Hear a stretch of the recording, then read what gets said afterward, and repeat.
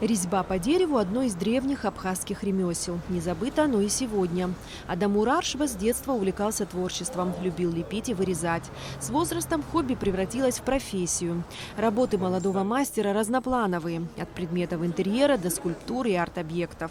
Даже не посвященному в тайны мастерства человеку понятно, что над каждым завитком и фигурой резчик трудится подолгу, шлифует, оттачивает детали. Один из первых столов я сделал где-то в 2018 году, и как-то начали какие-то заказы теоретические такие приходить. Я решил сделать пару столов на заказ, и так как-то пошло. Сколько примерно времени уходит на изготовление вот такого стола?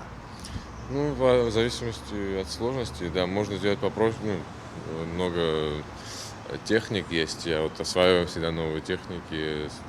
Можно простой стол сделать за один день, можно сделать неделю один стол, по-разному.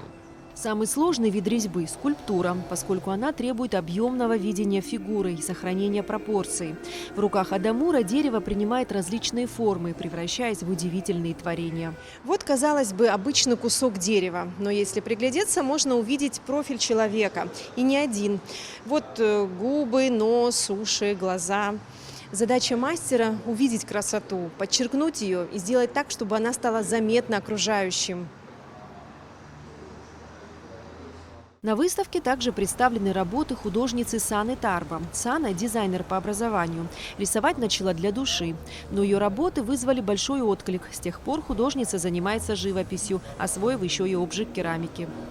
В рамках своей профессии все-таки она тоже творческая. Там я имею дело постоянно с рисунком, с человеческим телом и так далее, с объемами. И вот это все, наверное, как-то перешло уже в такие более артовые, наверное, материалы. И поэтому я пришла к керамике, не остановилась на живописи, потому что мне нравится создавать объекты, которые и красивые, при этом несут какую-то функцию и могут служить человеку. «Дети солнца» – название выставки выбрано не случайно. Работы Саны и Адамура оставляют схожие впечатления.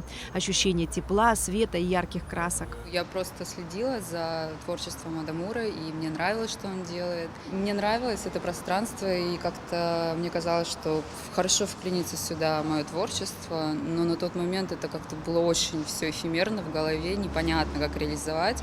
А сегодня, когда уже есть готовая платформа, есть какая-то инфраструктура, есть фудкорт, есть свой зритель, своя аудитория у этого места, я решила, что вот уже сейчас хороший момент и можно. Посетить выставку «Дети солнца» на культурной площадке ГУМа можно до 5 ноября. Эсма Гуланзе, Алексей Баструков, Абхазское телевидение.